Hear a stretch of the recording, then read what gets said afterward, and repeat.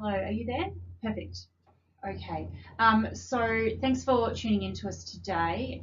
We'll try and be relatively quick with the meeting. I know everyone's got places they need to be, so let's jump on in, and I'm going to get Ahmed to just do some brief introductions. That'd be great. Thanks. Hi, welcome to our board meeting for HP. My name is Ahmed. I'm the chair of the board today. Our other board members are. I'm Aziz. Hi, I'm Nihal. I'm Natalie. And I'm the business ethics expert, Seva. Okay, so let's get straight into it. Recently, HP has lost its rank as the leading technology company.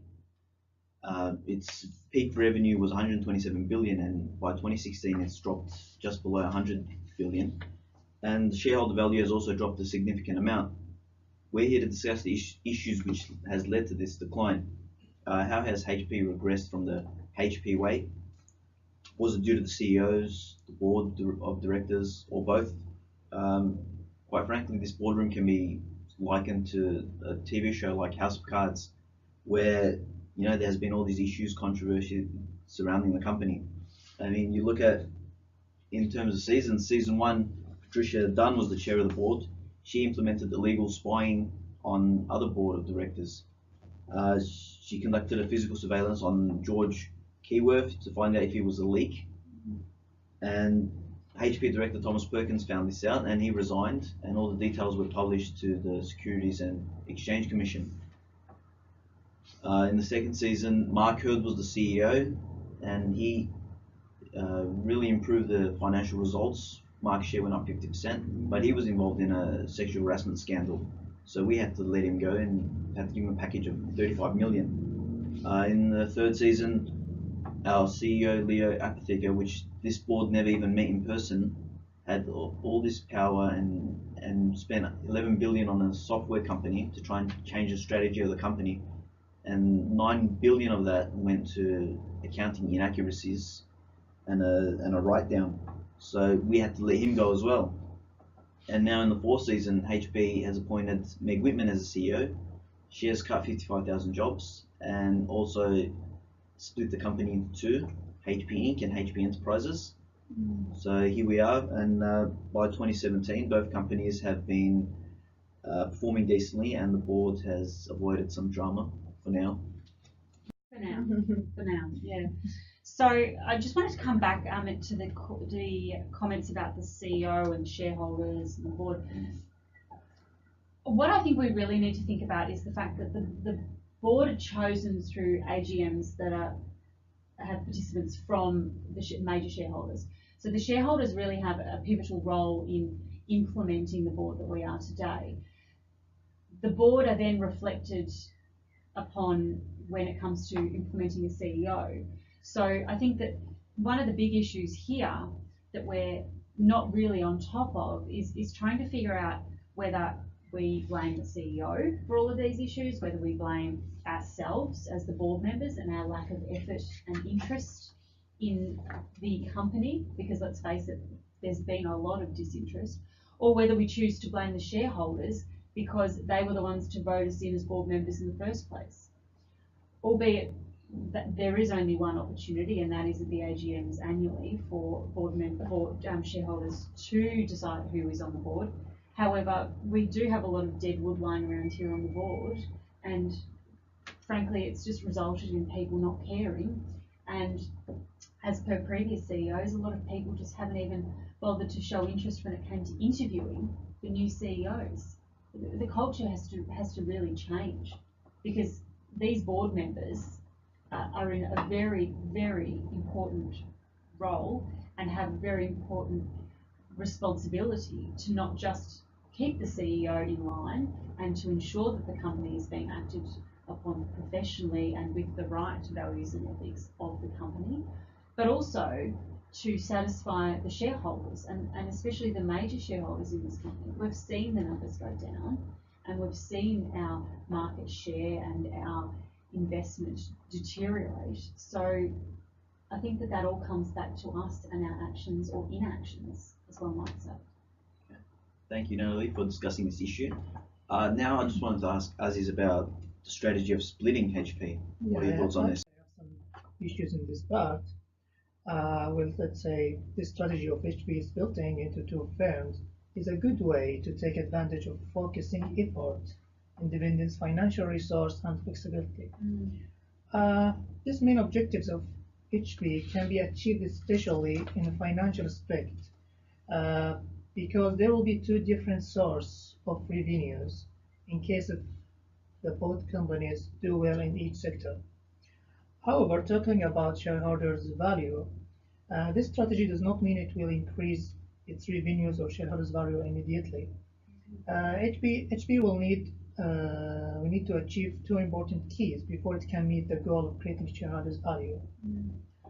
Uh, first, first one, HP will need time to rebuild its reputation for being ethical firm. Yes, I definitely agree with that one. Yeah. The second one, which I think is in the core business of HP, regaining that competitive advantage is highly important, especially in the technology segment. However, both of these challenges can lead to create shareholders' value, even though they are going to take time. However, creating shareholders' value will be achieved because there will be two different companies that can be focused in two separate segments to invest in at the same time. Uh, Lastly, a new board of directors is going to be put in place, and this should be done very carefully by the CEO, as their leadership skills and strategies will determine the long-term success of the two separate companies. Uh, so each company can perform well, but this will depend on the two important things: the objectives of each company and the time frame of the achieving these objectives. So the one can meet its objectives and make a profit to the company, we can consider it as the higher performer. Profit would be nice all of a sudden, wouldn't it? Profit's nice for every company. Thank you, Aziz. Now let's hear from an outside point of view. Maybe we're a bit biased, so our external business ethics consultant can shed some light. Okay, so thank you for that, Ahmed. While reflecting on all of the issues I've heard here today, and speaking in theory first of all, so there is a strong relationship between ethics and social corporate responsibility, especially in building that loyal customer brand relationship. And ethics is often defined as doing good. And at the moment, HB isn't doing good. Evidently. So we definitely need to change that. And in our case, we need to prove to our customers that we are doing good ethically, and that we that we do have a solid corporate governance policy in place that everyone is following, including employees, stakeholders, shareholders, board of directors, which is the most important one, I would say. So this can only be done by establishing also an excellent public relations team, in my opinion, in order to rebrand HB Inc. and HB Enterprise at the same time. And this can be done by developing beneficial initiatives to generate positive brand image and publicity. We need to also be honest in our communication platforms. I think that's what HB is lacking as well, to be honest. And we need to own up to our mistakes. We need to apologise, and we need to be sincere about this apology, so our customer can see that we are trying, and we are trying to be an ethical company and socially responsible, obviously. So the ultimate objective of an organisation's ability to respond strategically to its environment, challenges and opportunities is a universal and sustained quest for loyalty from its essential stakeholders. So if we don't maintain the support of our stakeholders and shareholders, especially during times like this, it will become very difficult to reshape our company. And our image as an ethical company, as I've been saying this whole time. So our stakeholders need to be aware of the HB values, and these values must be emphasised in every meeting and should also be communicated to our employees. I believe that relevant training and awareness programs could be implemented possibly to educate the employees on the HB way of values, and also maybe awards and recognition systems could be put into place in order to support and appreciate the adoption of the HB way of values. So a strong and organised corporate culture is definitely what HB does need, guys. And because if a positive corporate culture is maintained, this will improve the overall performance of both companies. And going back to what Natalie was saying and addressing about shareholders and their views and autonomy that they have with HB and HB Enterprises, such as choosing the board of directors, we need to make them feel valuable as well, because if they don't feel valuable, the value of our company could go down as well. And we don't want to see this. So also a program maybe that highlights and initiates these ethics and values will also be put into place, and all employees, stakeholders and board members need to attend. And hopefully we get that going. So lastly, I'd like to finish by saying that recent research that has been conducted in 2019 shows that strong ethical values are the key element for effective corporate governance. And this is why HB way of values need to be conveyed properly to all stakeholders and adopted by the board of directors, which is us, because we do have to be the ultimate role model to our employees and stakeholders, just so they can do what we're doing and hopefully achieve that ethical company image. Okay, thank you for your expert opinion. Now, do you have anything else to discuss? Yeah, thank you, Sema, for all the advice. I completely agree with everything you said. It is evident that there are a few lessons to be learned from what has taken place, and we need to really ensure that we don't make the same mistakes again.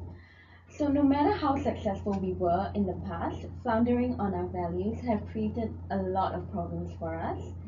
So in order for us to succeed in the future, our focus should not solely be on financial gains and profits, but on company culture as well, just like Sema mentioned.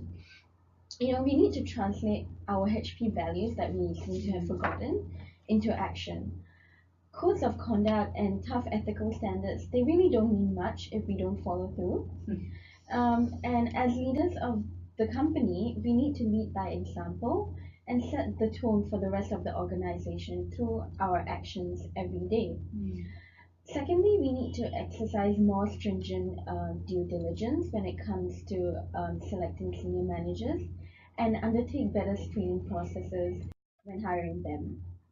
We need to look for senior managers that can demonstrate the ability to be an ethical leader and are passionate about conducting business in an ethical manner. And lastly, I think we need to put more stringent ethical code of conduct in place and enforce a zero tolerance policy, regardless of your position in the company. And I think these are some very, very important lessons that we need to take into consideration moving forward. Yes, I definitely agree. Yeah. Well, in conclusion, we've discussed the drama of the past, we've discussed the present, and the lessons we've learned over all these issues. We've also looked at how we keep going forward. So thank you everyone for coming to this board meeting. Hopefully we can become a bigger brand in the future. Thank you. Thank you. Thanks for listening in, and we'll be in touch. Thanks.